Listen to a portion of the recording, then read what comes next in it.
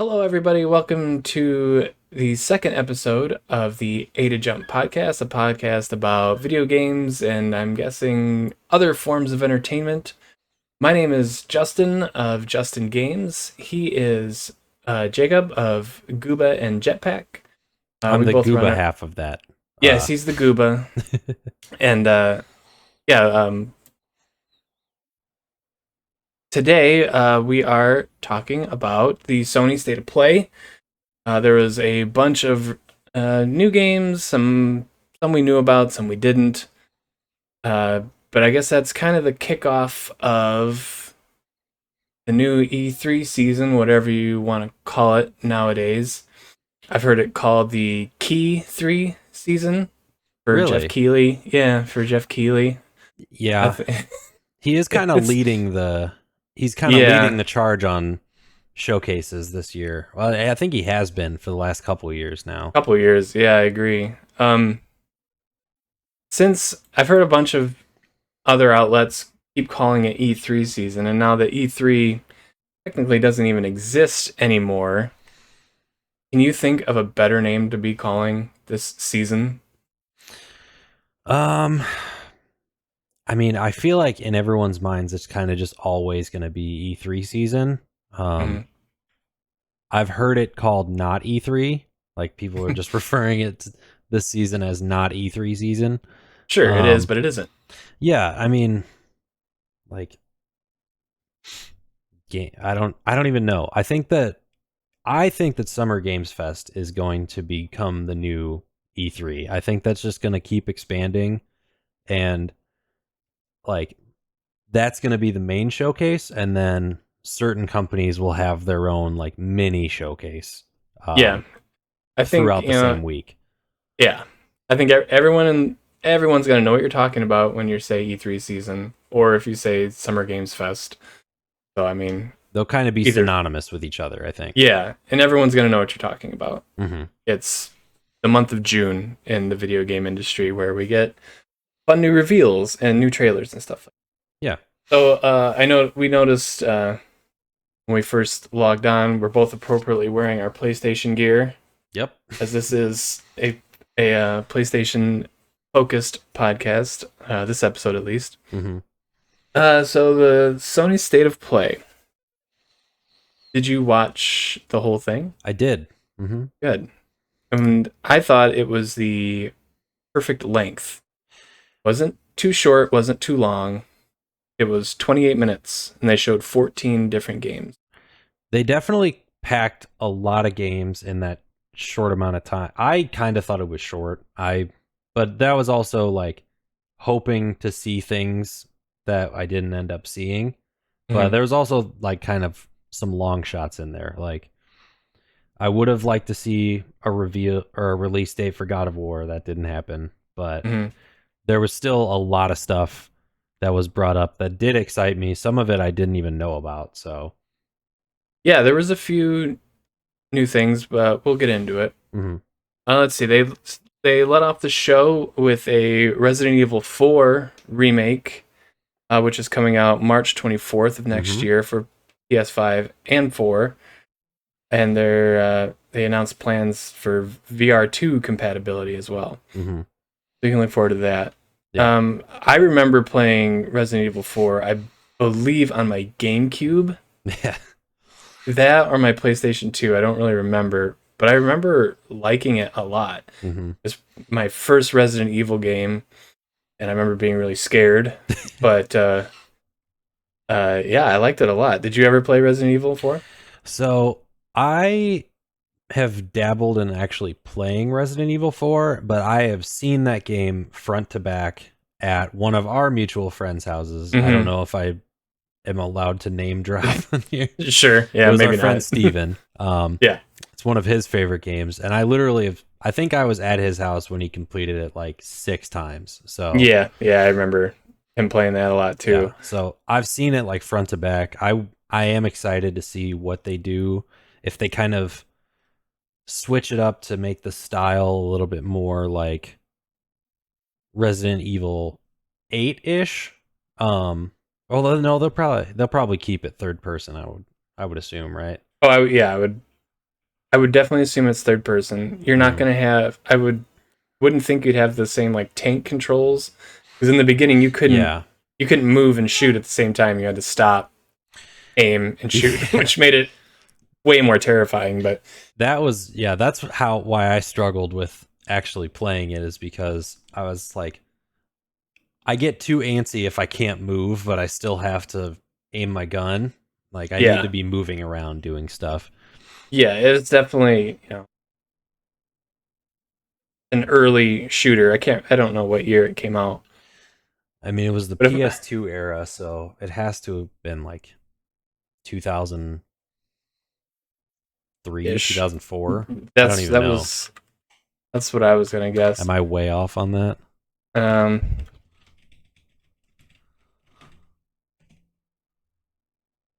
2005, 2005. Okay. January 11th, 2005. So I was not too far off. So Capcom is continuing their Resident Evil remake trend. It started with 2, which was very well done, and Resident Evil 3, which came out a couple years ago, which I think people were a little less hot on. But I don't think 3 was as popular Yeah. as 2 or 4, even in the original releases. Yeah. So I think 4 is going to be a lot bigger of a deal for remakes. 4 is a lot of people's probably favorite game of all time, and also probably their favorite Resident Evil.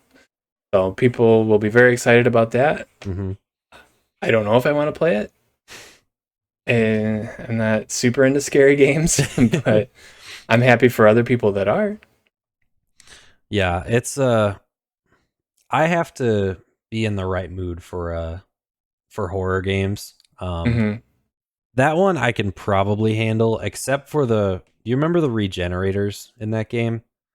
I think so. They were like the spiky dudes, and you would just hear them like sniff, like yes, I do. So yeah, now that you do the sniff, that scared the shit out of me when I was a kid, and my friends would use that against me too. Like if I was ever at Steven's place and he would turn off the lights and he would make that sound, and I would be like, nope, I'm going home. I'm done. Yep. See you later. I'm walking. Yeah, so that's March 24th next year for all you horror Resident Evil fans. They also announced Resident Evil 8 VR2 compatibility, which why you would ever want to play a horror game in VR, I don't know. You got to be a special type of crazy for that.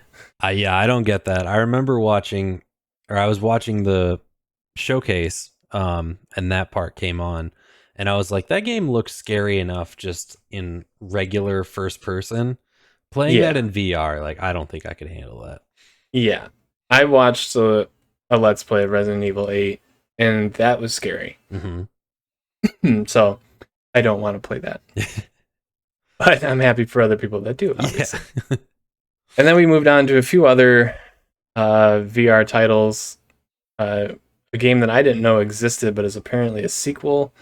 Walking Dead, Saints and Sinners, Retribution, Chapter 2, which is a mouthful. Yeah.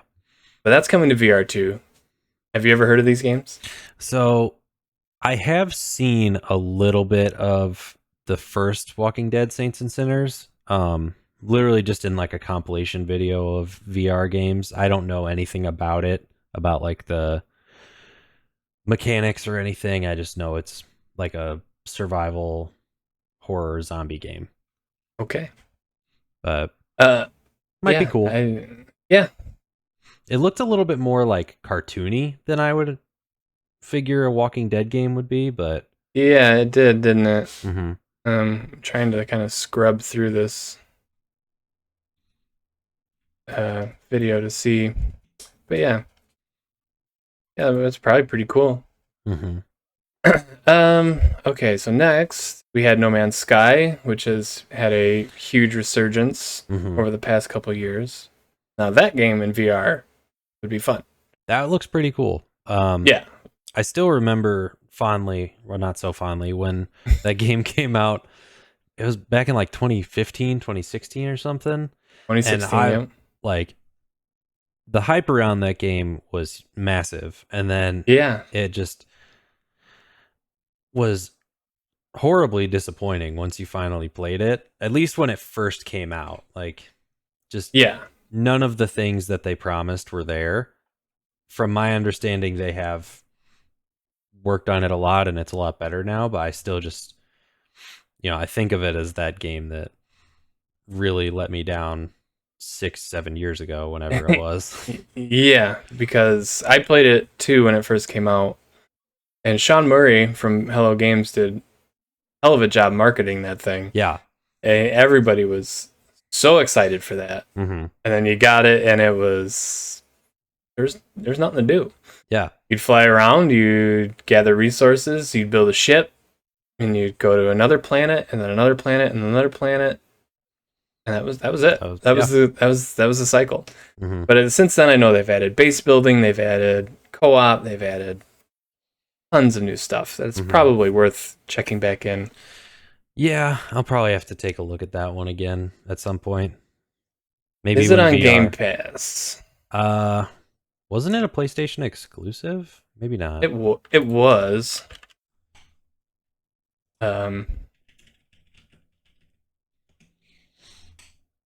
Yes, it is. It is on Game Pass. Okay. Yeah, maybe I'll check that one out again then. Mm-hmm. Playable on your Xbox or your PC.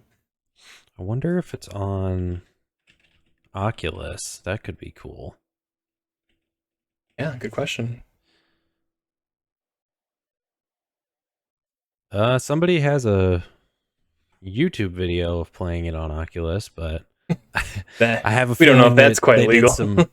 It's on Steam, so maybe okay. I don't know. Maybe I'll look into that. Fine. Okay, look into that. All right.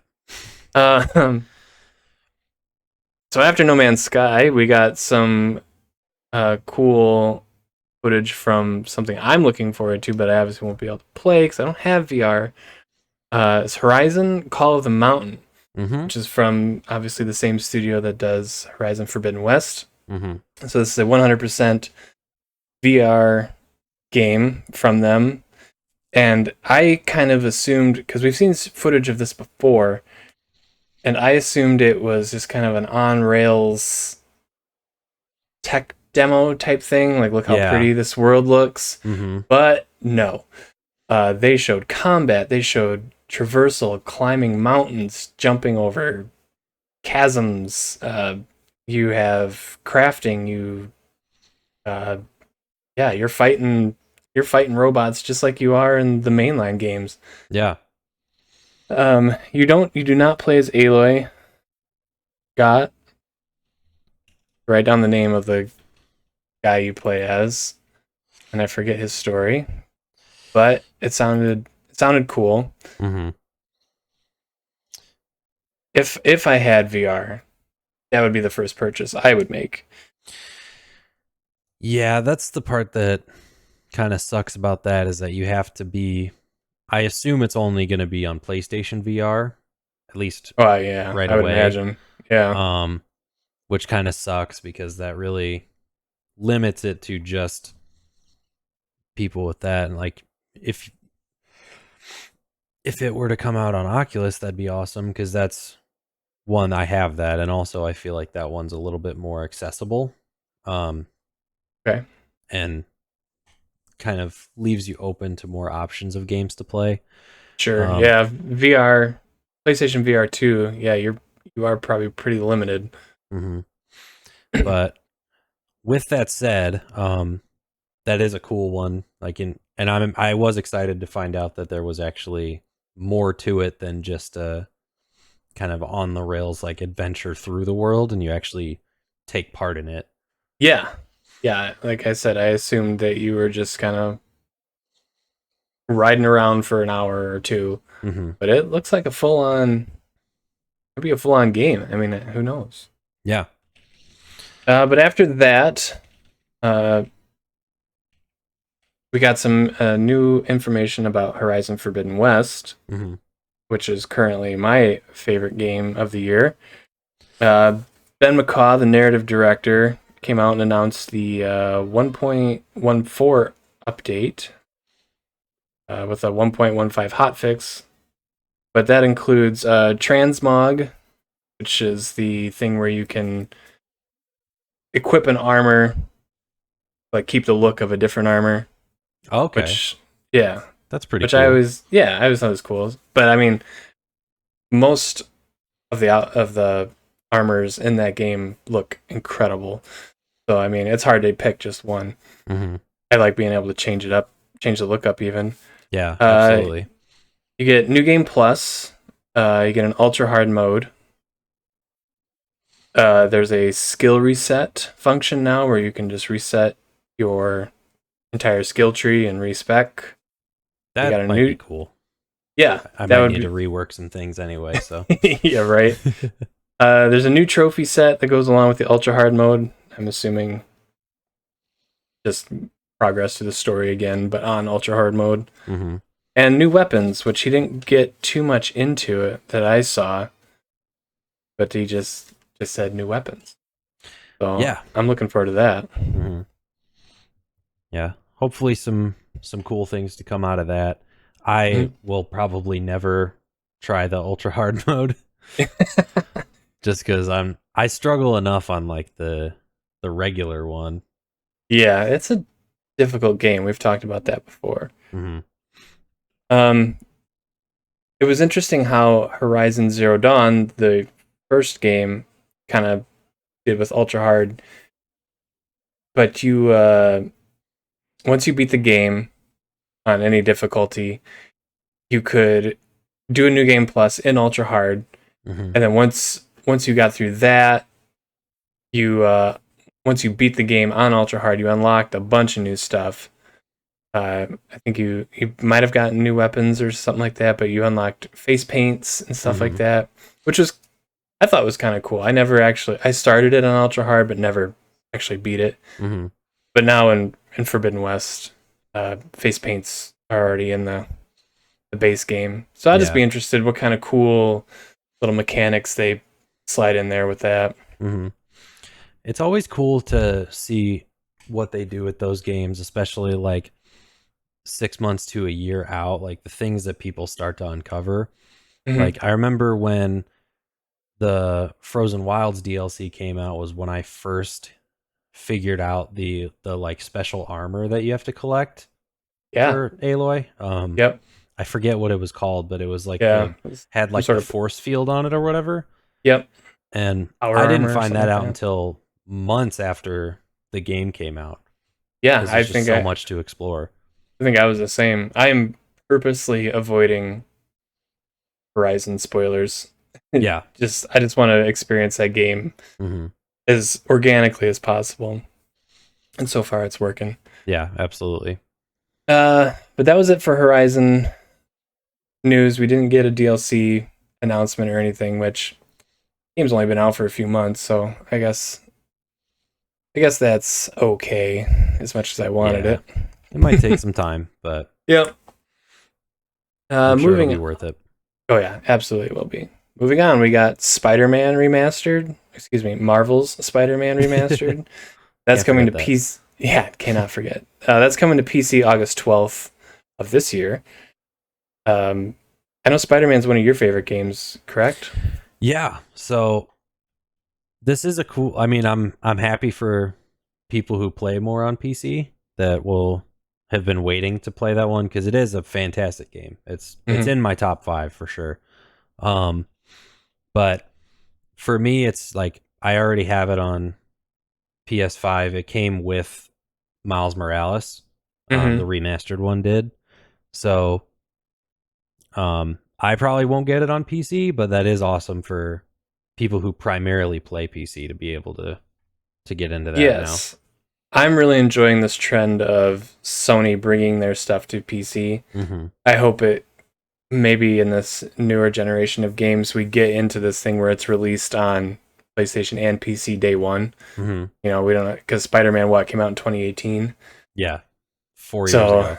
4 years ago, and then Horizon Zero Dawn kind of did the same thing. Several years later, it comes to PC, which okay, it might get a new audience, which is good. You know, Hmm. everybody should have a chance to experience these great games. But for people like me and you that have already played this and already enjoyed it, and we're not gonna sink another $60 or whatever it is Mm-hmm.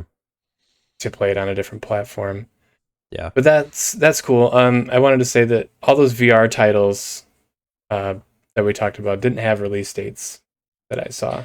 Yeah. Yeah. So. Everything was just, I don't know, to be continued, I guess, Mm-hmm. or TBD. Mm-hmm. Okay, so moving on from Spider-Man, we did get our Stray trailer, Yes, and we we got a did. release date. We got a release date that is July 19th of this year, so we don't have long to wait there. It's coming to PS5 and PS4, Mm-hmm. which is cool. Um, I understand there was nothing that mentioned PC in any of these, so I don't know if that's coming to PC or not. Um, I'm not 100% sure. I feel like it should be. I thought it was, but I know, Yeah, it'll be on yeah, Windows. yeah, yep, it's there. Okay. Yeah. Um, what are you expecting out of this game? I'm not really sure. I don't know why, but when the first PS5 like reveal showcase thing took place, they showed this game and it just intrigued me. I like Hmm. or first of all, I like the idea of playing as an animal. Like Hmm. I think and especially a cat being like I feel like the traversal will be really cool. Like be more agile, you can kind of um I feel like there's a degree of stealth that'll probably go into it, and there's Hmm. probably going to be a level of like you can access higher heights that you normally couldn't as a human. Like Sure. I don't know. What really excites me about that one is kind of the traversal aspect, and then I Yep. think there is also some sort of mild combat, I guess. Like from what I've seen in one of the trailers, I think you have like a little like gun or like zapper thing on your back that you can like shoot the Okay. things that come Cool. at you. I'm not 100% sure. I kind of forget what it looked Ye- like, but I know there's some sort Yeah. of combat to it. Okay. Cool. Yeah. Yeah. I don't really know what to expect. I see on Steam it's a $30 game, so Okay. you're probably not going to get um, a 40-hour campaign or anything like that. But it looks so good. It looks Mhm. like a lot of fun. And yeah, you're right. Just something about playing as a cat. It just seems in a cyberpunkish type world. Yeah. Seems like a lot of fun. It's just it's a concept that like is very unique, and I think in today's world a lot of the time it feels like games are just the same thing, and Yeah. this is something new and different, and I think it's pretty fun. Like it's not I hope it doesn't take itself too seriously because it is just a fun goofy game. Yeah, I agree. Yeah, that's coming out July 19th. Hmm. So just a little over a month to wait for that. Yep. And then next is Callisto Protocol. Had you heard of this game before? Nope, this was a completely new one. Yeah. Game Informer is doing their cover story on it, so I was seeing a bunch of um, their editors tweeting about it and talking about it. This is from Glenn Schofield. He was the original creator of Dead Space. Oh, okay. Yeah, which I remember playing as a child, probably around the time of Resident Evil 4, and also scaring the crap out of me. I think I played that with you a little bit too. Oh, maybe. Yeah. Yeah. So that's coming out December 2nd for PS5 and 4. I would assume that's also coming to PC. Uh, but man, does that look. That That looks looks that crazy. looks rough. Yeah. I was hearing on, I believe it was the Game Informer Show podcast where they were talking about it, where they did actual research on dead bodies Hmm. to or like crime scene photos to try and get their gore as accurate as possible, Oh man. which just doesn't seem necessary to me. I mean, you can just bite a head off and I'll be scared of it. It doesn't matter if it's Like no, realistic or not. you need to see exactly how the flesh rips off the Yeah, bone. yeah. So, you know, I really don't want to play it, but I think I'm gonna have to. I did enjoy Dead Space, Hmm. despite how scary it was, and probably how much I didn't enjoy it back then, or I didn't like it, but I liked it type stuff. Yeah. So, and when you have a Let's Play channel, I think you're supposed to play the scary games so that people can make fun of you. I think that's a rule. Hmm. But yeah, December 2nd for that. Do you think you're gonna check that out? I think so. We both were pretty like I watched it with Becky, and both of us were pretty interested in that one. I thought it was because of there's a like one of the people early on in the trailer is wearing like a suit with a clear mask. I thought it Mhm. was like a DLC for Returnal or something Oh, because it yeah. looked very similar to the suit that they wear in that game. So that's what I thought it was. But then I saw uh how the trailer played out, and I was like, "Oh, this is Yeah, this definitely not Returnal." this is not Um, Returnal. but it does look real. It looks really scary. I'm gonna have to, you know, toughen up a little bit before I check that one out. But I do want to Yeah, see it because it looks really good. it does. Also, something I did not know: Glenn Schofield was a co-founder of Sledgehammer Games. Did you know that? No, I did He not know worked at that. he worked on some of the Call of Duty games, And those were which I some of the good ones came from Sledgehammer, I believe. I can't I remember. think World War II came from them. I don't know if Advanced Warfare came from them. Oh, maybe I'm thinking of the wrong company. Yeah, Treyarch's the one that usually does the good stuff. The Black Ops series, anyway. Uh, okay, Sledgehammer did Modern Warfare 3, which I do Okay, have a soft spot for. yeah, And that they was my did, most played. yeah, they did Advanced Warfare, World War II, which was eh. Um, Hmm. 2019's Modern Warfare, which I was a pretty big fan of. I Oh, they like did that one that a one. lot. Hmm. Okay, yeah, that one was pretty good. That Yeah, was the last one I've ever played for yeah, any substantial amount of time. yeah. They've had a hand in the last three Call of Duties. Um, it says they worked on Cold War with Treyarch. They worked on Vanguard with uh, Treyarch and High Moon. Hmm. So, which I never played Vanguard. Black Ops Cold War was same thing, kind of meh. Um, Yeah, but Modern Warfare, I was actually a pretty big fan of. So that's pretty yeah. cool. I think Modern Warfare 2, number 2, the second Modern Warfare 2 Mm-hmm. comes out next year, right? This year, Is it this year? I thought they yeah. were skipping a year. I don't. Did, Did they did say they, or did they skip last year? Modern Warfare 2 2.0? Um, I thought it. Hold on. I swear I remember seeing a big deal because they were skipping a year. October 28th, 2022. Okay, never mind. Yep. I must have misheard that. But anyway, yeah, I thought that was kind of cool. I'd never known that about Glenn Schofield. Mm-hmm. I always heard that name, but I've always associated it with Dead Space. Yeah. Never Call of Duty. I feel But like yeah, some of those names in the gaming industry kind of they've worked their way around enough to different companies yeah. that you can kind of track them back to a lot of games that we've been fans of over the years. Mm-hmm. Yeah, so he left Sledgehammer and made his own studio called Striking Distance. Mm-hmm. That studio is the one making Callisto Protocol. Mm-hmm. So yeah, look forward to that, Yeah. December 2nd. Mm-hmm. Next was a game called Roller Drome. I think we're kind Yeah. of getting into a couple of Mm-hmm. two indie titles now. But Roller Drome looks. I wanted to mention about Stray.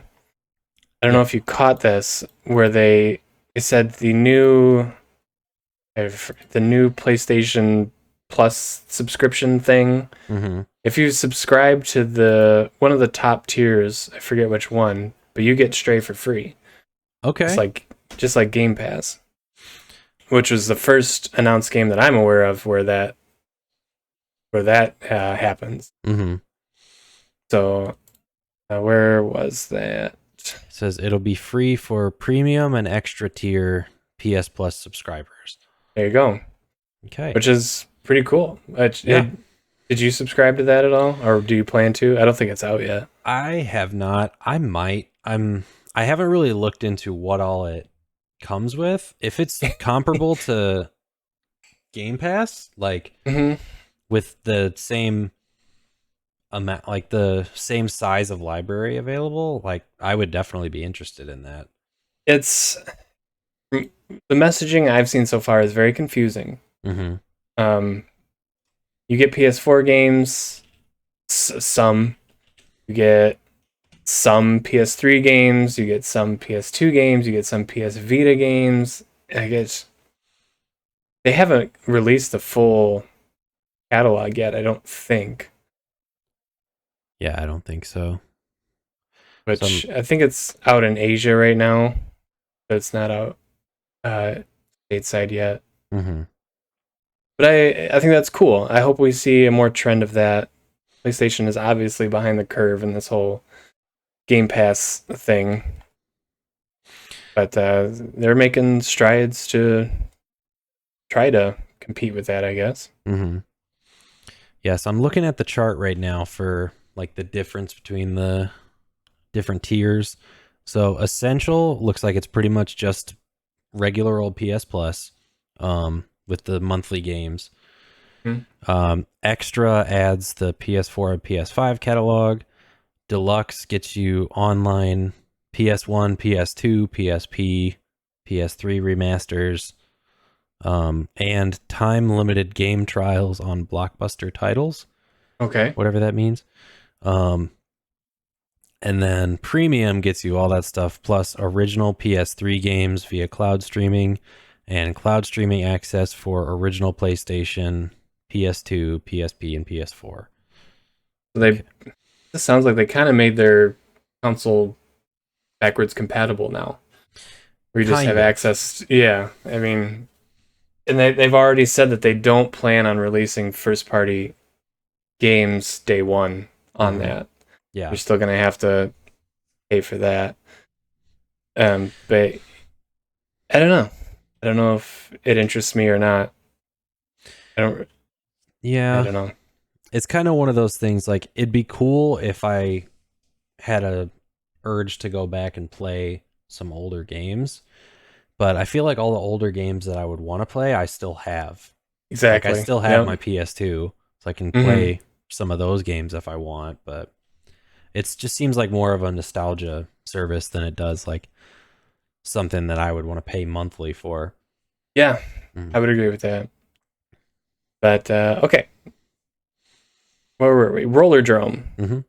out August 16th of this year on PS5 and PS4. This seemed kind of like a crazy roller derby Mhm. shooter. I mean, I don't know. I'm watching the video now. You're just scooting around a skate park. You're shooting people. Mhm. It just, I don't know. It looks wild. Yeah, I mean, it piqued my interest for sure because I liked the idea of like the skate park. I grew up playing Tony Hawk and all that stuff.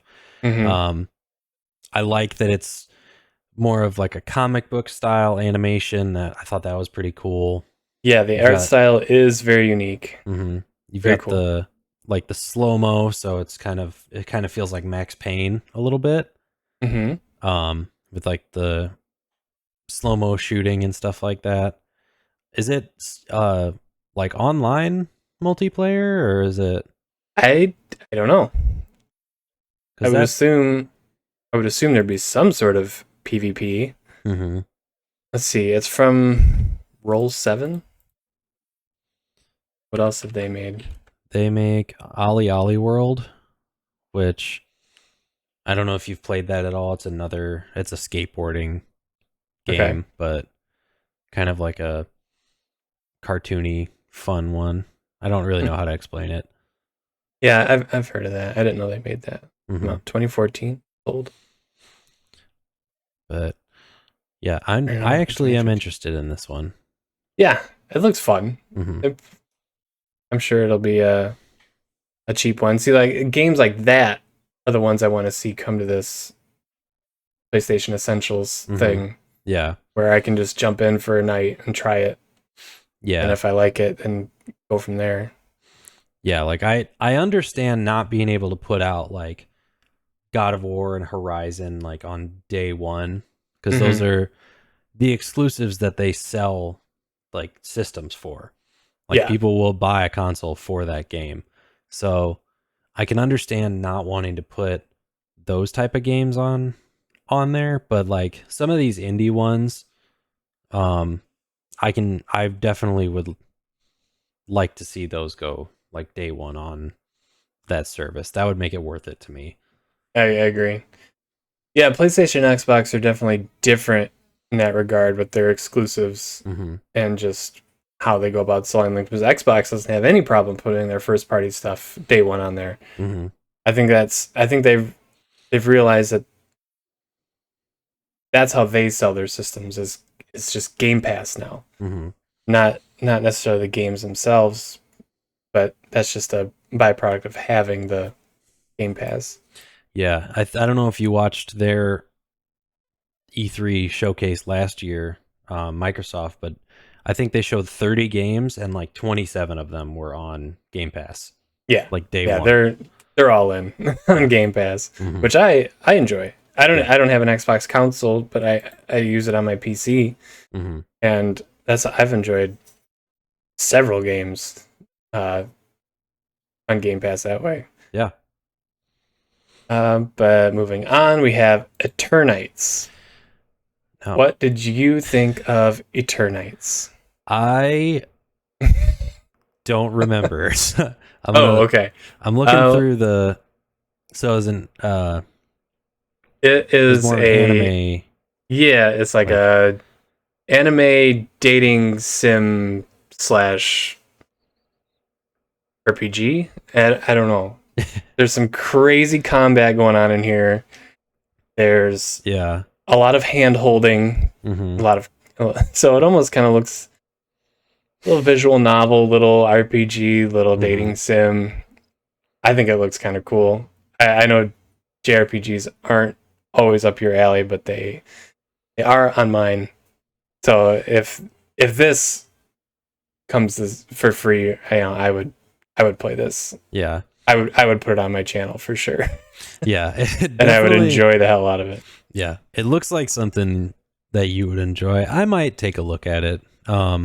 JRPGs are not super my thing, but if the combat was fun or if it was Hmm. like at least fun to play or like the story was funny, I might like give it a shot Yeah, just to see. yeah. I could see the story being just completely bonkers. Mm-hmm. It almost looks like you get your arm chopped off in the beginning, and then you get powers from this new arm somehow, and that's what allows you to fight. What does it even look like you're fighting? Uh, Just some sort of crazy monsters. mm-hmm. Looks like there's some sort of like elemental thing. Some like quick time events. I don't know. I think it looks fun. Yeah. I'll play it. I'll That's watch you play it and then I'll see perfect. how it Yes. goes. Yep. All right. That's out early 2023 on PS5 and PS4. Okay. No word if that's on PC or not. According to the article I'm reading, it is PS5, PS4, and PC Yep. via Steam. Epic Games and Steam. No price on that yet. No, it'll probably be a little bit. Yeah, I'd be interested to see the price on that. Mm-hmm. Moving on, we had a an exciting title for the people that like these kinds of games. Street Fighter 6. Mm-hmm. I think we've seen Street Fighter 6 before, or at least this a logo or something like that. This isn't the first reveal that they're working on it, Yeah. but we got a full-on trailer this time, which, I mean, it looked very impressive. Yeah. But I am not a fighting game guy. I'm not good at them. Never have been. Nope. Just, I've shied away from every single one since probably, I don't know, Soul Calibur 2 or something like that. I remember maybe playing that on my PlayStation, but it looks good. I know Street Fighter's one of the most popular fighting games, right? Yeah, I feel like it's right up there with Mortal Kombat and Tekken. Like Yeah. they kind of are in the same, they're in the conversation when it comes to like the best fighting games. I'm the same way. I'm never been a fighter or never been into fighting games. I'm not good at them. I actively avoid Smash at all costs because I can't get like the combos down. I don't know. My brain doesn't work that way. But Smash would be definitely the one I've put the most time into, and even that's not that much. Yeah. So we are not on the hype train for Street Fighter 6. No. But I'm very excited. Yeah. Happy for the people guys, that are. But yeah, not for me. Not for us. That's out in 2023 was the only date we got. Mm-hmm. That's on PS5 and PS4. Yeah. The next one is Tunic, which is out September 27th, 2022 for PS5 and PS4. Now this already came out earlier this year. I forget when, but it only came out on Xbox, I think. Okay. I think it was just an Xbox or a PC exclusive, but that's coming over to PlayStation. Now this game looks very good. Mm-hmm. I've heard it's challenging. I've heard it's very deep in its story and its puzzle aspect and stuff like that. Mm-hmm. I heard there's tons of lore, tons of things to pick up and read and things to dive into. So I don't see why I haven't checked it out yet. It sounds right up my alley. What did you think about it? I remember my words exactly when the trailer started. I was like, this looks cute.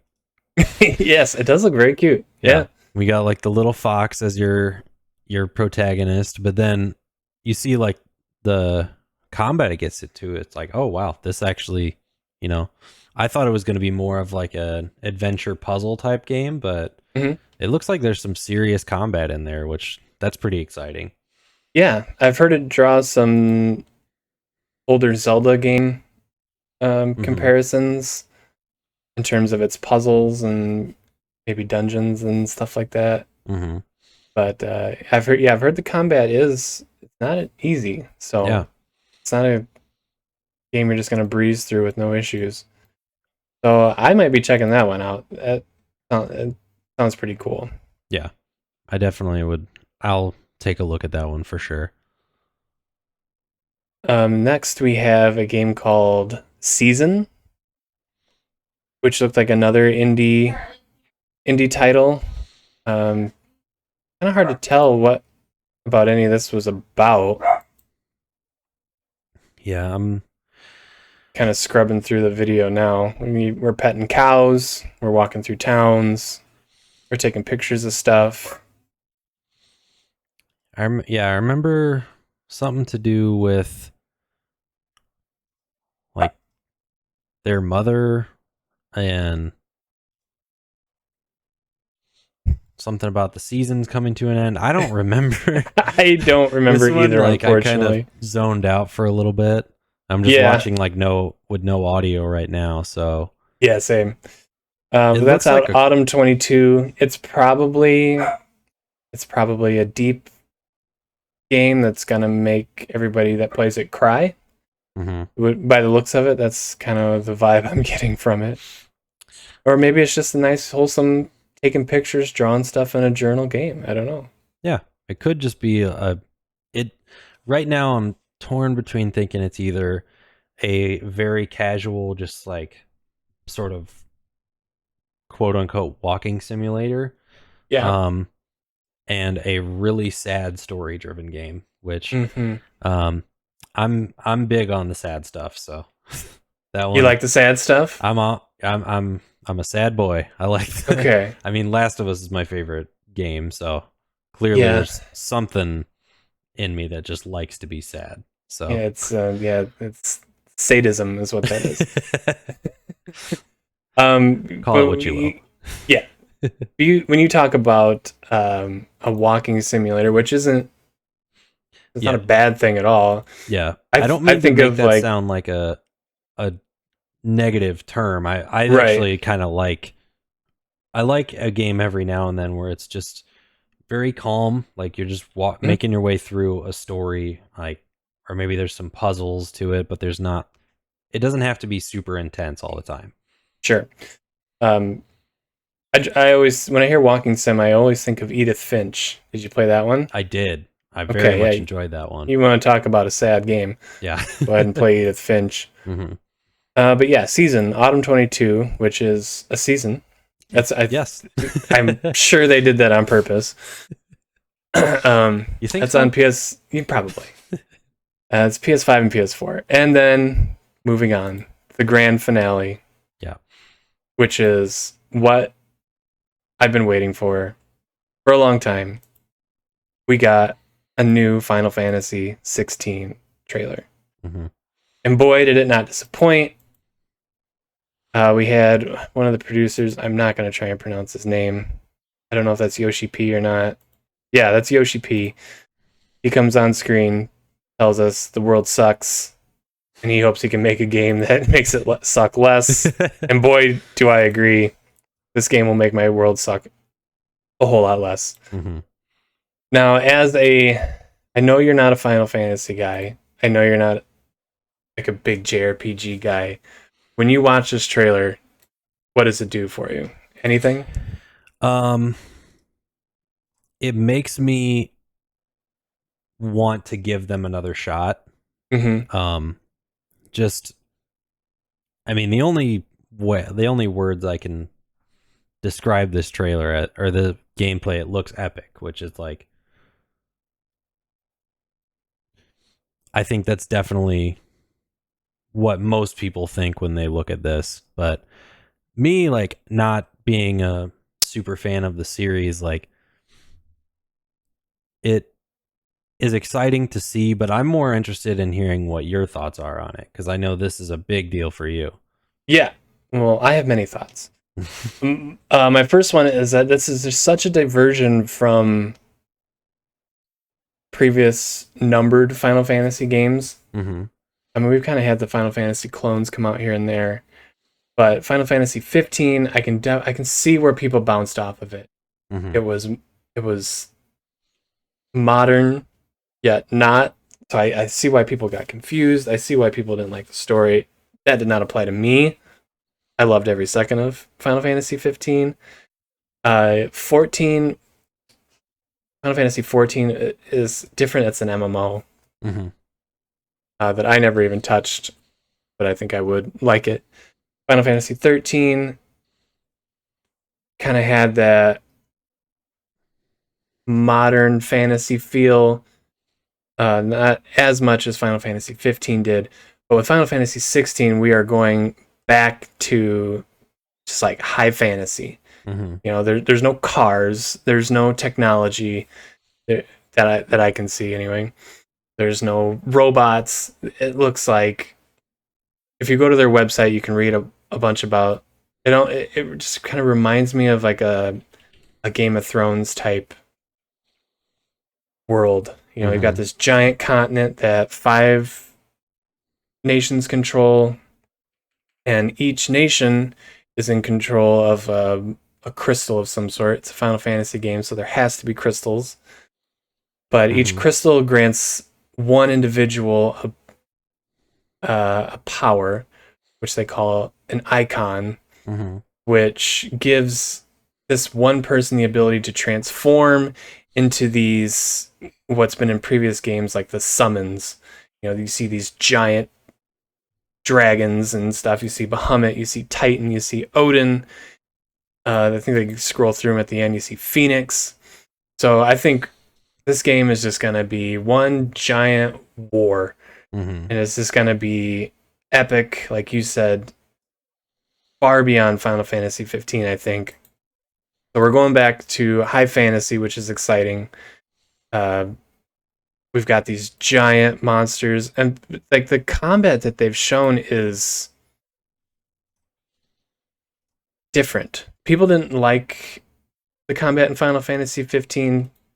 All you really had to do was hold down circle, and you would just attack. I mean, there was other little combinations you could do, but it wasn't super deep. Yeah. This looks different. So they brought in a combat director from the Devil May Cry series, Which is like big on combos and things like that. Yeah, I've heard great things about DMZ's combat. So I think this combat is going to feel very different. And just watching the trailer, yeah, there's some crazy stuff going on here. A lot of anime type stuff, which cool. Yeah. But yeah, we're gonna have nations at war. We're gonna have giant monsters fighting each other. Yeah, you got Rama, Shiva, all these big names that we've seen in previous Final Fantasy games just kind of come to a head in this one. But yeah, I am beyond excited. This is my most anticipated game in a long time. Yeah. Probably since Final Fantasy 15, maybe. Mm-hmm. But yeah, we don't know a whole lot. We know there's going to be big monsters. And we know that there's a lot of just it's a completely new setting, which is exciting to me by itself. Yeah. So yeah, I'm very excited for this. 2023 or summer 2023 was all we got. I think they said that the game is done. It's playable from start to finish, but they're going to spend the next year strictly on polish, which please do. Yeah. Take all the time you need to make sure this is a smooth experience for everybody. Yeah. This is one I think you have to get right. Especially not to call Final Fantasy 15 like a failure by any means, but it was definitely one that people had their issues with. And for all the hype surrounding this one, take the extra time. I think people will be patient enough to understand they're making the game as good as they possibly can. Yep. And hopefully treating their employees well with that extra time also. Let's take care of them first. I will gladly take a game later if people can go home at night. Yeah. But I think the new setting to the high fantasy is going to excite people. I think when you hear the terms Final Fantasy and you see there's 4 dudes driving a car around, you might get a little confused and not really understand what's going on. But yeah, I'm very excited. I hope a lot of people are excited about this game. It's gonna be a good one. But that was it. That was the end. That was the and one more thing for that. But what would if scale of 1 to 10, what would you give that state of play? I would give that state of play a solid 8. That's what I was gonna say. Yep. It was not like life-changing top tier for me. There wasn't a whole lot in there that like that I was like super excited for, but there were things that surprised me. Final Fantasy 16 excited me a lot more than I thought it would. I got my release date for Stray, and it's not that far off. Yeah. I feel like I'm way too excited about that game. Callisto Protocol got me excited about a horror game, which doesn't happen very often. Yeah, I'd give it an 8. I think it was a pretty good 30 minutes. Yeah, I agree. I think it was a perfect length. I would give it an 8 as well. There wasn't a whole lot of surprises for me other than Final Fantasy. But I mean, it's not like it was, was it last year that they announced Final Fantasy 16 the first time? The last Summer Games Fest? I don't remember. Yeah. And then they announced KOTOR at that one. I would have gave that one a solid 10.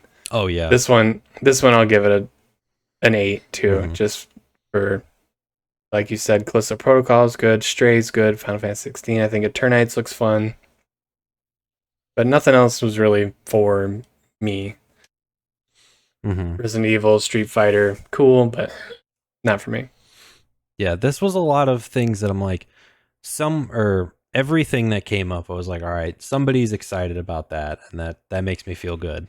Like there was not a lot of filler. It was a lot of like, this fan base is gonna like this thing, and that was cool to see. So definitely one of the better showcases they've had. I agree. All right, well, there was that. That's all we had in terms of announcements, I guess, or big announcements anyway. There was an announcement. The new Dragon Age 4, got a name, or a title reveal, which is Dragon Age Dreadwolf. Ooh. Have you played Dragon Age games at all? I have not. I'm not a good gamer. I dabbled in Dragon Age Inquisition, but I never really got too far into it. But when I was in college and I was doing homework all the time, I would put Let's Plays on in the background. And one of them was Dragon Age Inquisition, so I watched that entire game. So Dreadwolf is a character from Dragon Age Inquisition. Okay. I don't want to get too spoilery, but it's a character that you thought was your friend, but was deceiving you the whole time type stuff. But he's like some sort of god or something crazy like that. So they've said that you don't need to play any of the previous games. Enjoy this one. Okay. So you'll be able to jump in. I'm sure they'll do a good story recap and stuff like that. But Dragon Age is fun. It's a really good high fantasy game. Customize your own characters, spec it out, stuff like that. And I think it's like the first new game from BioWare in a long time. Yeah, I feel like I haven't heard that name in a while. Yeah, they did the Mass Effect re-release trilogy, whatever, but that's not a new game. Yeah, it's been it's probably their first new one since that one game. Anthem. Anthem, yes. Yeah. Which was a complete big old disappointment. Yeah, no, not many people like that one. Yeah. But yeah, that's exciting. Sorry, go ahead. I was just going to say, I think BioWare they were also in that group of companies that was proven to have a pretty toxic work environment too. Yeah, probably. So I think hopefully they took some time off and kind of changed the way they're doing things, and hopefully this game is good, but they're also treating their employees better. Yeah. So we're not going to see that game for a long time. Yeah. I'd say 2024, probably at the absolute earliest. Yeah. But yeah, that looks exciting to me. And Dreadwolf, like you said, is a cool word. Cool name. Cool name, cool word. So I'll play it just for that. We got a new Pokemon Scarlet and Violet trailer. Oh, I did not see that yet. Really? Okay. We got legendary reveals. And I did not pick this up, but fans on the internet figured out there's like a solid past and future theme. So the two new legendaries, if you look them up, the Scarlet version is called Koraidon, and the Violet version is called Miraidon. Okay. And I think Kore in Japanese means past, Mirai in Japanese means future. Oh, okay. Yeah, so that's pretty cool. And if you look at the professors in that trailer, there's they reveal the professors, which is a diversion from I think all previous Pokemon games, where each game has their own professor. Yeah. So in Scarlet, you have a woman named Sada, which I saw on Reddit. Somebody said in Spanish, pasada means past, which corresponds with Koredon, which means past in Japanese. Mm-hmm. And then Violet, the professor's name is Turo, which futuro in Spanish means future. Okay. So we've got a really strong past and future theme here. Yeah. Which would be kind of fun to see how they play into that. Mm-hmm. Well, even looking, I'm kind of skimming the trailer right now, and even if you look at the two professors side by side, like he is the Turo is dressed very like futuristically. I would say, and then Sada is very much like looks a little bit more. Trying to think of a better cave word. Womanish. Yeah. The word I had in my head was old timey. I was like, that doesn't sound right. Yeah, right. Primitive, maybe. Yeah, that's probably a better word. But primitive would work. Yeah, I think that they're even going with that theme with the look of the professors, was pretty cool. Mm-hmm. And the Pokemon themselves, at least Miraidon, future one, had like jets on its butt or something like that. So, and Koredon kind of looked like it had a wheel on its chest, where it could be like a motorcycle or something like that. But pretty exciting. That comes out November 18th of this year. I'm excited. I'll probably grab one. I don't know which one yet. It always depends on the exclusive Pokemon. Yeah. I feel like, I don't know if I'll pick this up. I feel like I've made my thoughts on Pokemon pretty clear over the last couple months. Go check out Gooba and Jetpack's Legends Arceus video. You'll know what he's talking about. Yeah. To keep it short, I think that Pokemon has not delivered to the level that I think they could. Yeah. I think every Pokemon fan feels that way. Yeah. But most of us don't care. We buy it anyway. So, that's probably why they just keep doing what they're doing. Yeah. They're like, we're going to make money either way. So, yeah. So screw you guys. Buy our game. Okay. Well, that kind of just wraps up news. Mm-hmm. We had the big State of Play, which was a lot of fun. We had our Dragon Age name reveal and then the Pokemon stuff. So nothing earth-shattering, cool, exciting stuff. But we wanted to move on to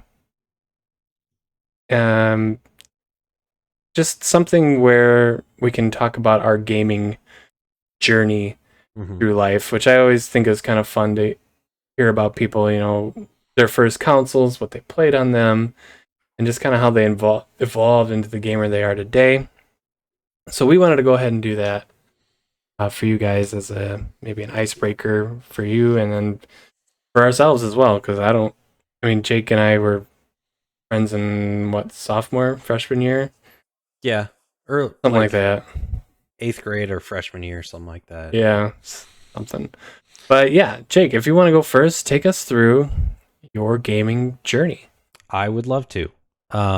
So the first console that I fully remember, not including I think I had a Game Boy first with probably Pokemon Yellow. But I don't remember a whole lot about it. The first game the first console I fully remember is N64.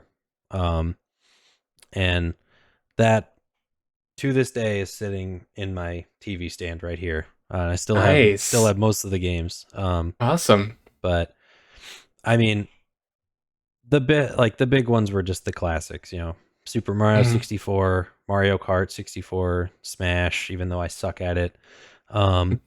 F-Zero 10, that one was a lot of fun. Do you ever play the F-Zero series? Yeah, one of them, I think. Yeah, that one was a good time. I could never get past like the first stage of tracks because Yeah, I because was you not always very, fly off. Yeah. yeah, and fall off the edge, but those were fun. And then that was when I got my first Tony Hawk game. I got the original Tony Hawk Pro Skater on N64, which I don't think was very common. I think most people had it on PlayStation. Um, and Hmm. the controls were kind of weird on N64, so it took me a long time to get used to. But that was that started a trend of every Tony Hawk game like from then on I've played in some capacity. Um, but yeah, from there I don't remember owning a PlayStation 1 myself. Um, but I played some, like I played on friends' consoles, and then when I got a PS2, that one thankfully was backwards compatible. I started getting all of the PS1 games I had missed. So Crash Bandicoot, Spyro, the original Spider-Man games, um, and then a couple notable ones on PS2 were any of the Tony Hawks, um, MX Unleashed. I remember there's like a free roam mode that you can do, and there's uh NPC riders just like going off the ramps and stuff, and I would just run into them at different times. So like I would try and time it so that they were going up for a ramp and I would just run into them, and that was my favorite thing to do. Perfect. um Obviously GTA was big in the PS2 era, Hmm. and I've continued to play all of those. And then Need for Speed Underground 2 is, um, in my opinion, one of the best racing games of all time. And that one still on my shelf right now. I'm still waiting for them to remaster that one. I think that's one of the games that truly deserves it. Hmm. Um, you got really quiet. I can't tell if that's me or Sorry. yeah, Am I you're good. good? Yeah, you're good. Okay. um, let's see. So from there, I, along with a lot of other people, got a Wii. Um, Yep. uh, and the only thing is I really remember on that were Wii Sports and Mario Kart, which Yeah, many, many, many, many hours spent in your basement playing Wii Sports. Yes, I remember that. yeah, that was we got a lot of use out of that one. We Um, did. which it's crazy that that was like the game that came free with like every console, but everybody Hmm. like that's the one that everyone remembers from that era. Yep. Um, from there I got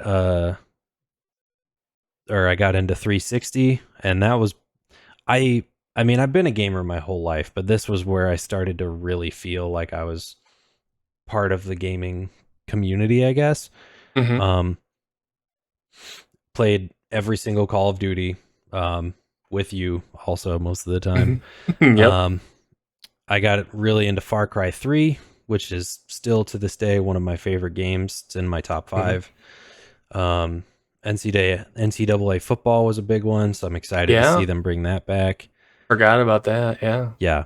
Um, that was, I think, this might be debatable now. I think that the peak of the Assassin's Creed series was during this era. Hmm. I think they kind of went downhill uh, after Assassin's Creed 3, but um, yeah, I was big into that series. And then one I wanted to mention because this was a game, I don't know if you remember this, but this was a series I played with you. I will never Um, forget. it I will was never forget that. the Fear series. Yep. Yep. Not a super popular series from my understanding, but Yeah, and we it like should have been. yeah, that game or that series terrified me when Hmm. we were like in high school, I think, and I remember sitting at your house with the lights off, like playing through the school level, and all the lockers just started like opening up on their own, and that scared Yep. the shit out of me. Do you remember this very specific uh thing that happened in that game where we were like we couldn't find where to go. We were lost, Mm-hmm. and we just couldn't find the next area to walk through. And we've been walking around for a while, and we turn around, and the ghost girl, is standing there, screams, scares us all to death that we turned it off and played something else. Yep. I think we played like Tiger Woods instead, or something like that. Something like, all right, we need a game that takes place in the daytime and we need all the Yes. lights on. Yeah. Yeah. The Fear series was very good story. I Yeah. remember liking it a lot. Yeah. It So surprises yeah. me that it's not a bigger series than it. I think that the third one went in a weird direction and people um like kind of fell off of it, but it's not Mhm. on, you can't get it on um like Xbox Live or anything like that anymore. The only place that you can buy it is like used online, I'm pretty sure. Really? Yeah. Like I It's don't not even on know if it's on. Steam or anything? I don't remember it being on Steam. Maybe it is. It might, yeah. I might be dumb. That might Yep, it actually is on be on here. Steam. I got on Steam and I typed in Steam. And my birthday here really quick. It is not on Steam. Unless you have Fear to Fear Complete Pack. Fear 2. Oh no, it is. I Yep, was Fear 3, Fear Extraction Point, Fear Perseus Mandate. Never even heard of those. Reborn, Project Origin, Fear 2. That was the one that that I remember very fondly. Yeah, Fear 2 might have been the one that scared us really bad. It was. Yeah. That one still And haunts me to this day. yeah, I think about that quite often, actually. Yeah.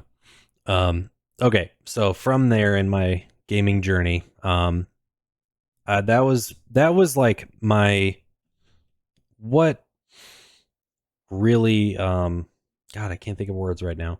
That was what like really set me on my way to becoming the obsessive gamer that I am today. Hmm. Um and during that time was when my favorite game came out, which was The Last of Us. Now, I didn't own a PS3, but my roommate in college did.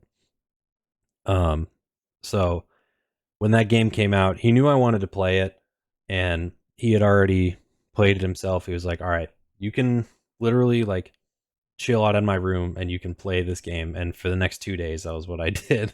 I sat at his desk and I played his console.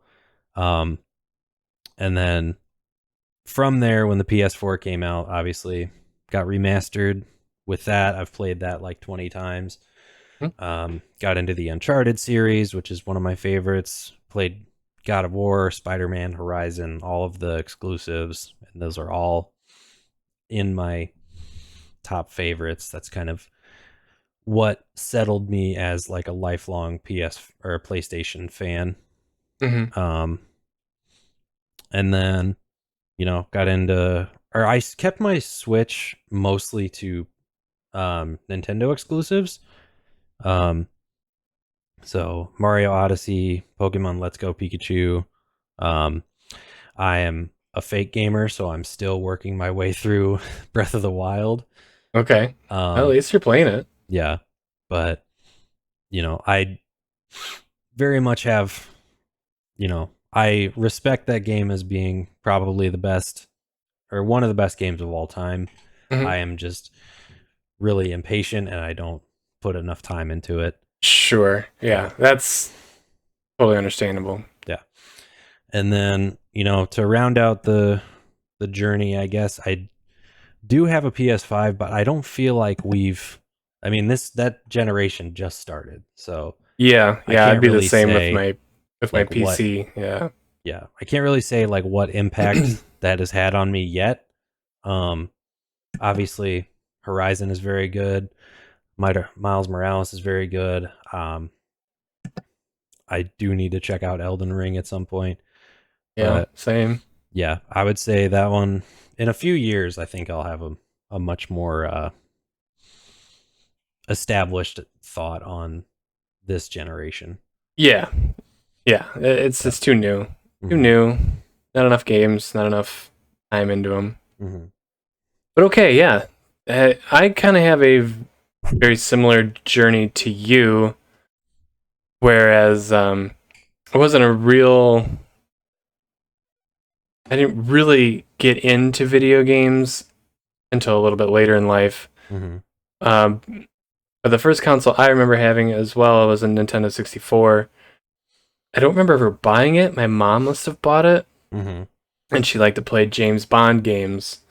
We had Okay. GoldenEye. Yeah. So her and I would play that together. Mm-hmm. Um, and then I must have taken it over eventually because I remember playing Mario Party a lot, Smash Bros. I don't think I ever touched a Zelda game or a Mario game besides like Mario Party and Mm-hmm. Smash. But I never played Mario 64. I never played Ocarina of Time, which I know is a crime. So you're a fake gamer too. Very fake, yes, not real. Um, and I kind of have trouble remembering. I know I had Game Boys. I think I had a Pokemon Blue or Red, but I just don't remember much Mm-hmm. about it. Next console I really remember playing is GameCube, where I played Mario Sunshine Mm-hmm. a lot. I loved Mario Sunshine and Sonic Adventure 2 Battle, which I don't know if you've ever even heard of. I know the name. I've never played. I obviously know Sonic, but I have heard Oh the yeah, Sonic Adventure 2 before. I've never played it myself. that is the peak of Sonic games to Really? me. Oh Okay. yeah, it's like it was all 3D, but you were racing around tracks. You had Sonic and Tails and Knuckles, and Sonic would run the tracks. Knuckles had to like hunt for gems, and Tails was in like a mech suit, so you were going around shooting everybody.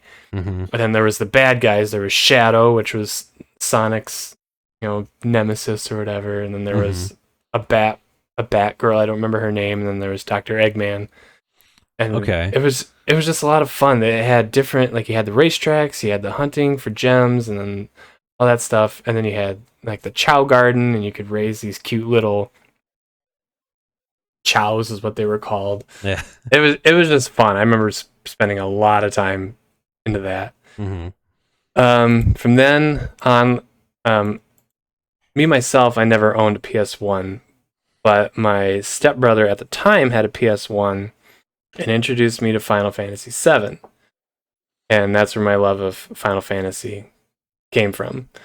Played that like crazy. Um, I think I dabbled in Final Fantasy VIII on that, but it was all just Final Fantasy VII. Mm-hmm. And I think he moved out and took the PlayStation with him, so that was gone forever. Then I moved on to PS2, where I apparently became a sports fan because that's all I remember. I remember playing every MLB The Show, all the NCAA games, Madden. I did play Final Fantasy X on that though. Mm-hmm. I remember that. Uh, and Grand Theft Auto San Andreas, I played a lot on that. Mm-hmm. Besides that, I don't really remember. Xbox 360, again, still kind of a casualish gamer. I didn't really branch out a lot. More MLB games, Mm-hmm. 2K10 and stuff like that. Yeah, I remember that a lot. Yeah, a lot of 2K games. I played Final Fantasy 13, 1 and 2 on that. And my Xbox was basically my Call of Duty machine Mm-hmm. to my Call of Duty and sports machine. I played all the Call of Duties, especially Modern Warfare 3. I don't even want to know how much time I had in that. I had Skyrim, where I first played that. Every Assassin's Creed game, that was always such a fun time when a new Assassin's Creed game would come out in our friend group because we all liked it. Yeah. And we'd all get it and we'd all play it together and stuff like that. Mm-hmm. I've enjoyed just about every Assassin's Creed game that's come out. I haven't played the newer ones, but Mm-hmm. all the ones before those, I like them all. And I really got into racing games on the 360. I had Need for Speed Shift. I think it was my first remember that racing one. game. Yeah, I think that was my first racing game. And then I had all the Forza games.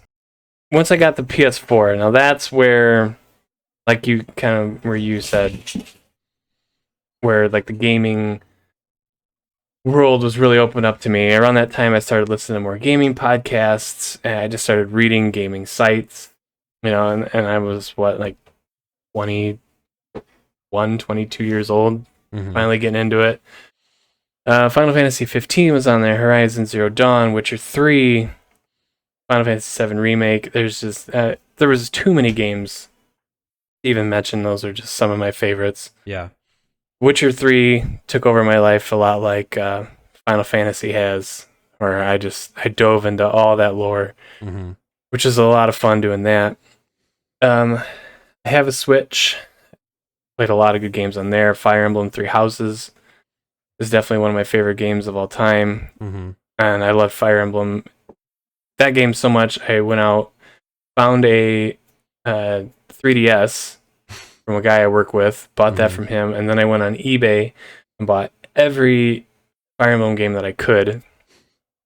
So I've got all those. I've only made my way through one. They're long games. Yeah. But yeah, so Final Fantasy definitely followed me throughout my entire life, and I'm just kind of realizing that. That's pretty wild. When I was like 10 years old, every generation of console, there's a Final Fantasy on there. But yeah, that's my gaming journey. Yeah, I feel like we definitely had a similar, like, I mean, growing up in the same time. Like, I feel like it's a lot. Some of these are probably pretty common, but we both had like our moment later in life where it was like we jumped from casual gaming to full on, like, this is one of my favorite things to do.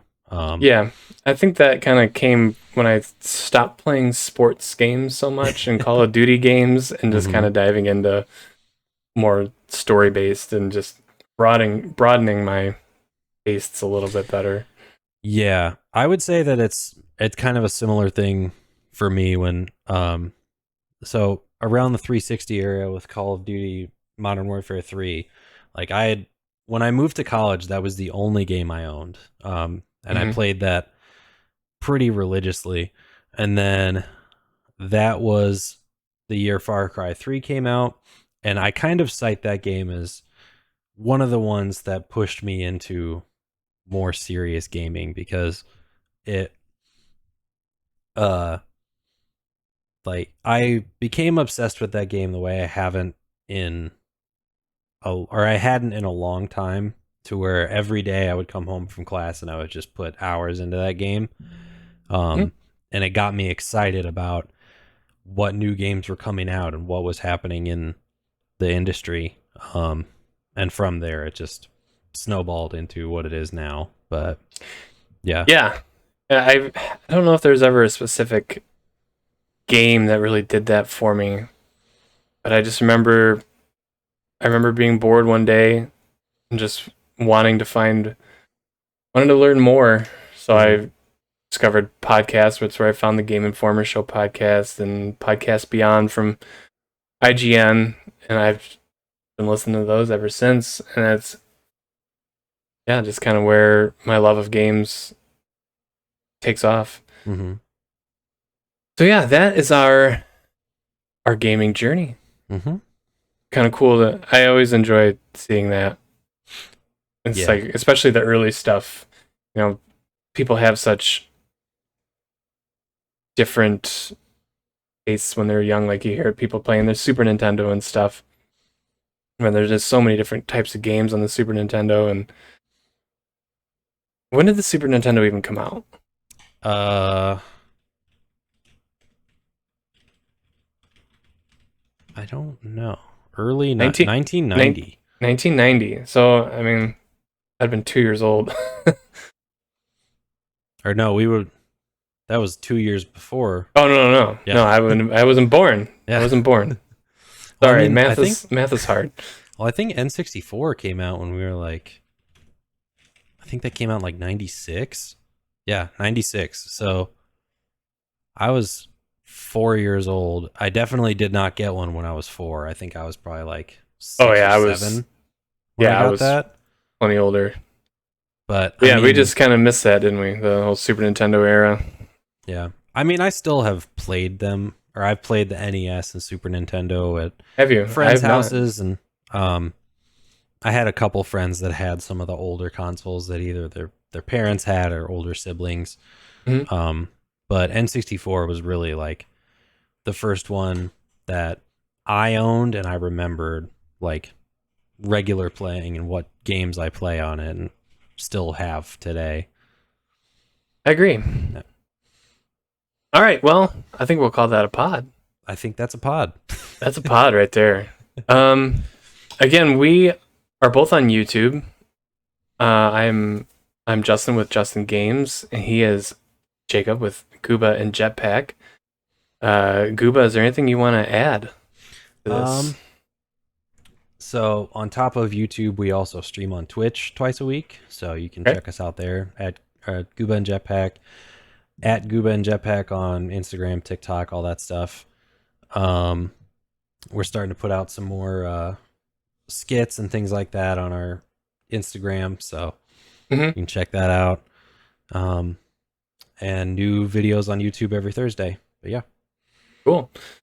I'm currently I'm close to finishing Horizon Forbidden West. I just can feel how close we are. Mm-hmm. I'm really gonna try and pound that out, and then I really want to get into Disco Elysium.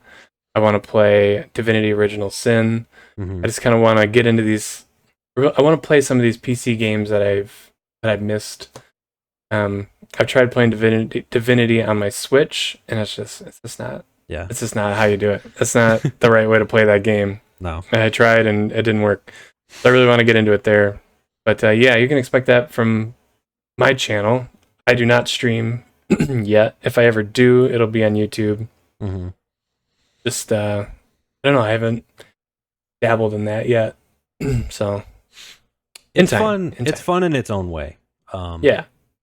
I think like I get a lot of fun out of making videos, but there's also a lot of fun to be had if you can stream, especially with the community that we've built. A lot of really cool, respectful people that just stay to have a good time. And absolutely, I jumped into your stream the other day, and I enjoyed watching. That was kind of fun. Yeah, I don't watch a whole lot of streamers, so it was kind of cool just kind of experiencing that. Yeah. Well, you're welcome anytime. Yeah, absolutely. Well, all right, guys, that has been the A to Jump podcast number 2. Thank you all so much for listening. Please check out our channels. Jake does great work. Him and his girlfriend do awesome work. Come check me out. I'm trying to get a new following, and come watch some games. All right, guys. Thank you so much for watching, and we'll see you in the next one. Bye, guys.